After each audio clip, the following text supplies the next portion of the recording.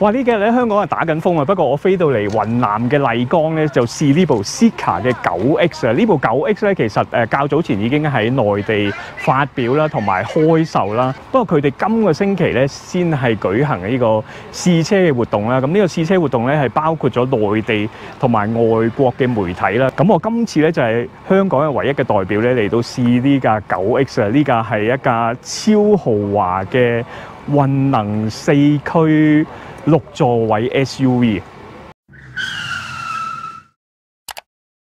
今日廠方咧安排咗40部嘅 9X 咧俾我哋試車啦。咁我哋今日包括咗好多外國嘅傳媒啦、韓國啦，咁我又香港一個啦。呢個試車活動咧其實分開幾個環節啦。咁今朝我哋一早咧就喺我哋住嘅 Intercon 嗰個酒店嗰度出發啦，嚟到而家呢一個越野場地嘅第一站。跟住咧我哋會去一個 lunch point 啦。咁我哋再會可以駕駛到一啲公路啊 B road 咁樣啦。今日咧我哋個行程咧就由麗江會去大理啊，基本上係揸200公里左右啦，咁可以體驗到呢架車嘅各種唔同嘅表現啦，同埋咧可以試下到佢嗰個中排2張零重力座椅設計特色啦。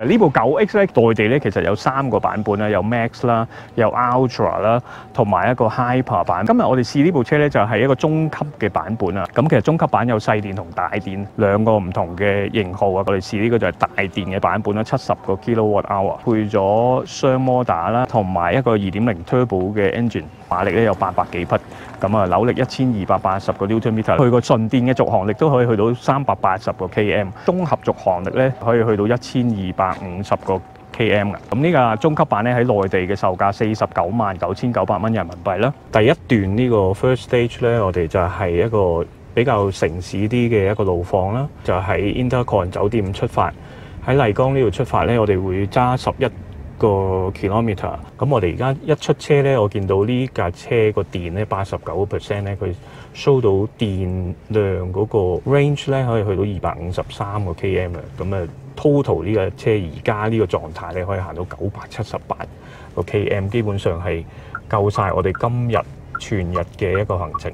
呢架車咧，其實 Zeekr 一開宗明義咧都係對標係呢個勞斯萊斯嘅 Cullinan 啊。佢話呢架車咧係可以50萬去對比到500萬嘅一個級數嘅，咁係一部超豪華6座位嘅 SUV 啦。同埋佢琴日強調咧就係話呢架車個 NVH 咧係好過架勞斯萊斯嘅 Cullinan。首先喺城市駕駛，我發現呢架車咧超級寧靜啊，即係基本上佢係一架電動車咁靜啦，出邊嘅聲音都唔係好聽到乜滯嘅。琴晚有工程師就話咧，呢架車嗰個 engine 發出嘅聲音咧只有0.5個分貝嘅，咁係低於我哋一般常人聽到，即係耳仔聽到係1個分貝。事實上喺而家暫時 so far 揸咗5分鐘咧，我基本上都聽唔到副 engine 係咪真係介入咗。呢架車另一個賣點咧就係佢配咗一個900伏嘅一個電驅平台，佢哋叫做 SEA 嘅 Super Hybrid 嘅平台。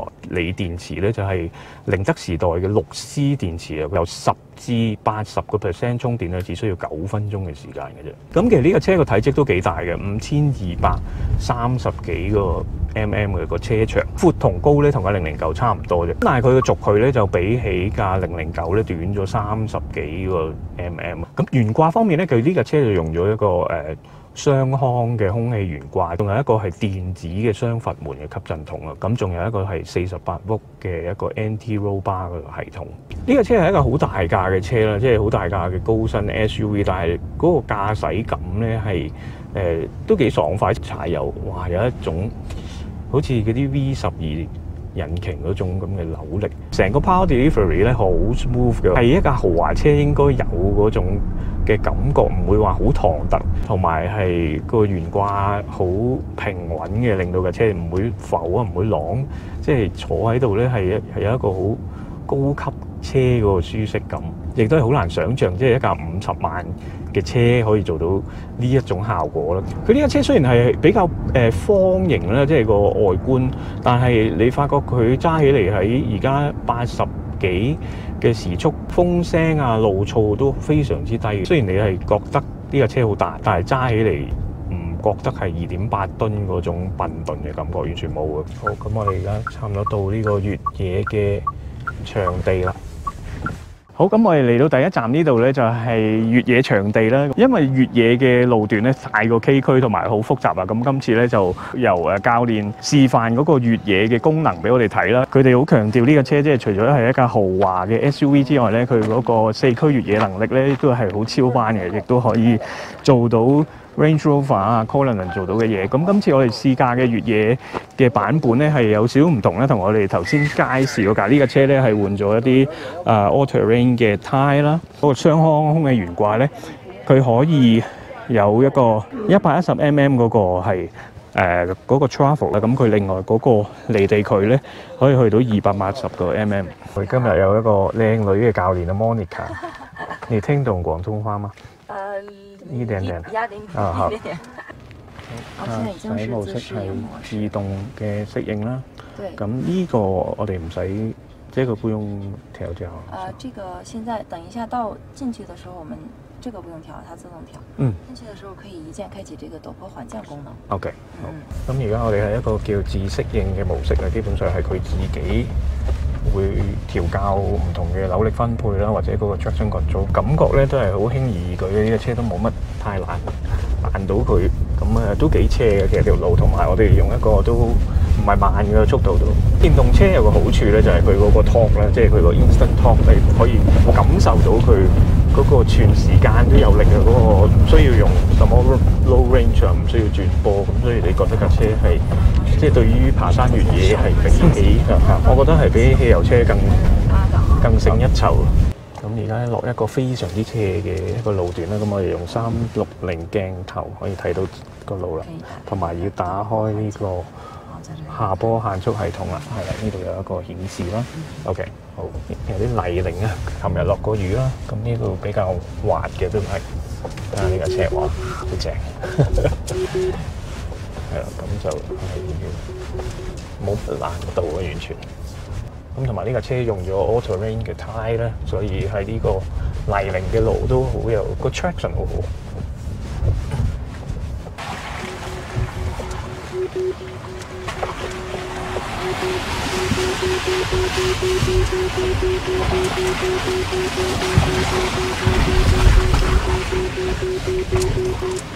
有少少 oversteer。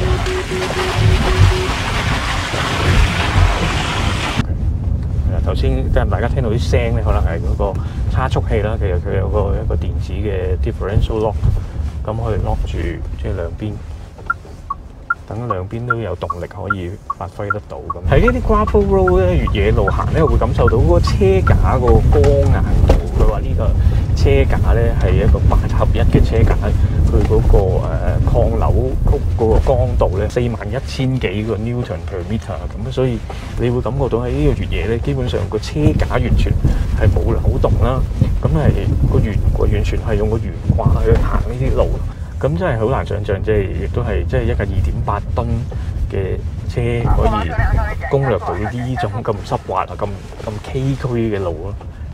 好，越野環節就完畢啦。好，唔該晒 ，thank you， 唔該晒老師，係啦。咁咧，我哋睇下嗰架車嗰啲出邊嘅狀況先。我哋可以睇下呢架車，成架基本上係泥嘅，大家睇下。我哋睇到咧，頭先佢喺好濕滑嘅泥濘路咧，哇！成架車都係泥。咁頭先呢個輪胎都碰到一啲石嘅邊啊，但係完全係冇問題，即係大家。如果買咗9X 會唔會可以嚟咁樣做咧？即係哇！哇！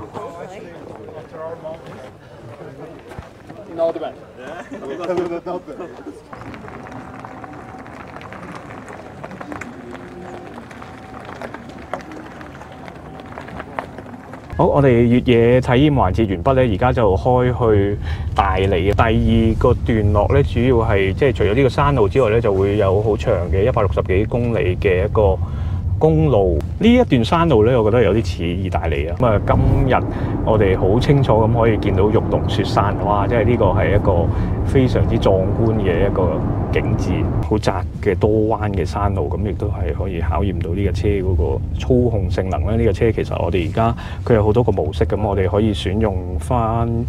試下運動化啦，運動化嗰個油門嗰個電門嘅反應咧敏感咗嘅，同埋你覺得個懸掛係 firm 咗啦，個軚亦都係會重咗少少，同埋嗰個好充實啊！頭先咧舒適就好輕啦，所有嘢咁而家運動咧就係重翻少少，同埋嗰個路面個 feedback 會強啲。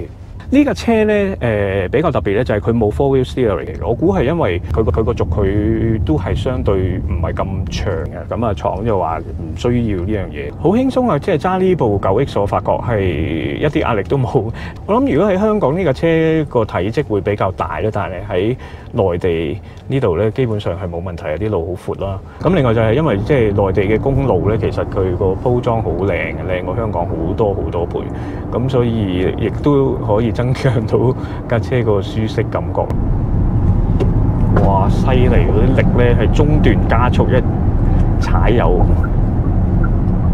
基本上 V12 Twin Turbo 引擎都冇呢種力嘅，咁佢係雙電機啦，1200幾個 Newton meter。即係如果作為一個司機嚟講，我會中意呢架多過架009，009始終係比較即係舒適啲嘅7人車 MPV 咯。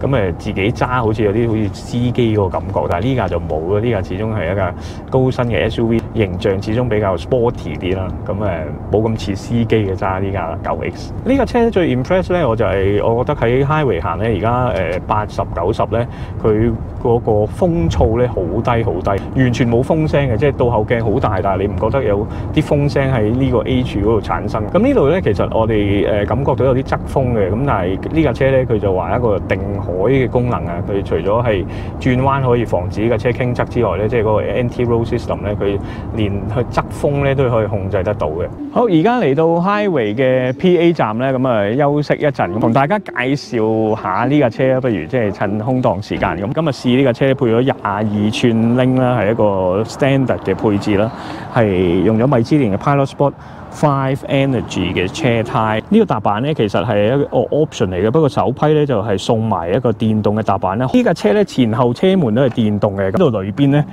有個掣，撳一個掣咧。咁個門咧就可以自己開關啦。個內籠佈置咧比起009更加豪華啦。佢話用咗 Soft Nappa 嘅真皮座椅啦，門板呢個座椅嘅控制部分咧，全部都係實體件嘅。比較特別咧係今次佢用咗呢個 Naim 嘅音響系統啊。呢個 Naim 系統咧，除咗 Bentley 即係賓利之外咧，佢就係第二個 manufacturer 用到呢個咁高級嘅音響系統啊。成架車有32組喇叭啦，總輸出咧可以超過3800火。呢個咧就係電動嘅開門掣啦。另外佢仲有一個係電動開關嘅手套箱。考慮到啲車主有時去運動啊、跑步嗰陣時咧，就會放置咗啲名貴嘅手錶啊或者首飾珠寶咧，都可以擺喺呢度，係一個隱藏嘅儲物格啦。同其他嘅極氪一樣啦，咁只要你踩個 brake 咧，咁個車門咧就自己可以關上啦。咁個車亦都係自己 ready 咗啦。咁而家我哋睇到前面咧，佢有個數碼標板啦。呢個車仲有係16寸嘅中控台 OLED 屏幕啦。呢邊亦都係一個16寸嘅一個 OLED 屏幕，兩個都係 3.5K 嘅。中控台有一排嘅實體件啦。冷氣風口咧，亦都係今次咧就係物理嘅實體調校啦。另外呢一度咧下邊就係一個駕駛模式嘅選擇掣啦。咁呢個係公路啦、越野啦、避震嘅升高降低咧，亦都係可以喺度調校啦。咁就係很高、標準低同埋很低。再下邊咧就係一個係越野嘅模式啦。呢個就係越野專用嗰個下坡限速控制系統啦。呢個水晶掣咧就係我嚟調校音響嘅。呢個車咧，其實前後車門都係，如果行得太近咧，佢就會停咗喺度啦。咁你再行開咧，咁就係佢成個門可以打開啦。咁後門嘅角度咧，差唔多可以去到90度。中排咧就係兩個一個獨立嘅座椅嘅安排啦。咁喺呢個位置咧可以調校到，係啦嗰個前後啦。咁中間有個通道可以俾後座乘客出入又得，咁啊可以喺側邊出入又得。咁因為兩個座椅咧都係零重力嘅設計啦，裏邊咧就控制呢個零重力一按式零重力位置啦，仲有 memory 啦、冷暖通風啦，呢個係按摩啦。中間咧有一個類似賓利嘅一個設計咧，你可以將呢個屏幕咧好似手機咁樣攞出嚟，係啦。咁就可以調校唔同嘅功能啦，座椅啊、冷氣啊，甚至係嗰個音響系統，佢個操作咧同 iPhone 好相似嘅。咁另外仲有一個係雪櫃，係啦，雪櫃可以用呢個遙控開啟咧。佢呢個雪櫃咧就係有9個 liter， 係啦。咁仲有一個快捷模式啊、恆溫模式啊，咁亦都係可以喺呢度控制得到啦。閂門咧，其實呢度亦都係有個閂門掣啦，有個實體掣嘅，撳咗咧，咁佢可以閂門啦。咁呢度其實呢兩個掣咧就係可以控制嗰個屏幕啊。我哋見到咧，其實佢而家個屏幕咧褪咗去最後方，佢呢個中間呢個屏幕咧就可以褪前後咧褪80個 mm 嘅，可以褪到去呢個係 default 嘅位置啦。default 嘅位置咧就係俾中排乘客去睇電視啊，或者 video 啊、音響咁。咁呢個 monitor 就係一個3K 17寸嘅 OLED 屏幕，都係來自三星嘅。佢呢架車所有嘅 monitor 都係 Samsung， 用呢個掣咧控制到佢係啦，褪去後邊，可以褪去後邊咧。咁呢個咧就係俾第3排小朋友可以睇到啦，咁但係你喺中排嘅朋友就要小心留意到呢度會冚到個頭啦。另外呢邊老闆位咧仲有一個台，咁另外我哋見到呢度中間咧仲可以有張台翻到出嚟咧，咁又有杯架啦。咁其實兩邊呢度咧都係有杯架嘅，呢度有個杯架啦，呢邊係啦。亦都係有2個杯架，咁呢度咧就可以插手機啦。咁如果最尾排嘅乘客咧，可以喺呢度撳一個掣咧，係啦，會自動向前移啦。咁可以俾尾排嘅乘客上落。好，咁我哋繼續我哋嘅行程啦。咁仲有75公里咧，就去到第2個 checkpoint。好，呢度咧個限速可以去到120，咁我哋而家試下120啦。亦都係個風噪聲好低，咁只係有啲 road noise 啦，主要係從嗰個輪胎傳入嚟啦。哇！呢架車喺公路行咧，真係超穩定啊！即係佢喺嗰啲起伏嘅位啊，喺啲接駁位咧，哇！嗰個感覺咧真係超勁。即係新一代嘅雙空懸掛，配合埋呢個雙閥嘅一個電子吸震筒，比起009再進一步喎，即係嗰個舒適安穩嗰個感覺。呢架車咧，佢廠咧有8個字去形容佢，好得意喎！即係我哋一去到酒店咧，接咗嗰個時卡咧，佢個封面套咧已經寫住啦，呢架車係天生有力啊，萬丈松茸啊！試完頭先越野再而家咁樣揸公路咧，你可以完全感受到係真係天生有力啦！呢架車一踩，無論係幾時就咁一踩已經好有力啦。咁佢對應到任何道路咧都好鬆容。呢架車其實我都冇乜唔中意嘅，不過咧我覺得如果佢喺 Sport Mode 裏邊再營造翻一啲聲音，我諗個駕駛滿足感會更加好。而家即係雖然呢架車係一架豪華車，係寧靜係啱嘅，但係即係如果係一個駕駛者嘅身份，如果可以加速嗰陣時有翻啲少少聲音咧，我覺得就會更加美滿啦成件事。而家我哋嚟到呢個午餐嘅位置咧，就係叫做大理，我哋已經去到大理啦，一個山頂叫路極嘅地方。我哋停咗個車喺下邊，跟住上嚟呢度食 lunch。哇！呢度有啲氣促啊！我講嘢，因為雲南呢度咧其實係比較高啲嘅，2000幾3000嗰個海拔，所以咧有啲辛苦啊，自己覺得唞氣促。第一日嚟到麗江咧都有啲頭痛啊，有少少高山嘅症狀。哇！呢度真係超靚。係啦，咁呢度咧有間出名嘅餐廳叫2188餐廳，咁就我哋嚟呢度食嘢。哇！呢度可以睇晒成個大理市，哇，非常之靚，仲可以喺下邊搭吊車上嚟啦。不過我哋就頭先揸車上嚟呢度啦。食完晏咧，我哋嚟到呢個拍攝景點啊，楊麗萍大劇院啊！哇，呢個真係好靚啊！呢個地方咁啊，再同大家講一講呢架車嘅外觀啦。因為頭先爭一樣嘢唔記得講咧，就係佢用咗一個天地門嘅設計。其實呢個所謂嘅天地門咧，好多豪華四驅越野車都有噶啦，就係分開上邊同下邊兩節咁樣開啟啦。咁其實佢個格式同 Range Rover 啊、Cullinan 嗰啲係一樣啦。咁就係下邊呢一度咧就可以坐人啦，坐上去，哇！非常之舒服啊，乘涼啊，或者可以釣下魚咁樣咧。呢個門咧可以承載到300個 kg啊，基本上坐2-3個人都冇乜大問題啦。咁另外呢邊咧就有一排掣咧，就係呢個懸掛可以降低或者升高啦。左右呢個尾排咧可以電動翻接啦。嗰個座背可以褪前褪後啦。係啦，佢可以。